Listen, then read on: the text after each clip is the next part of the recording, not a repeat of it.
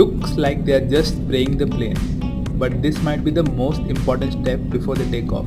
This is de-icing, a hot glycol-based fluid that melts the ice from the wings. Even a paper-thin layer can mess with airflow and reduce lift.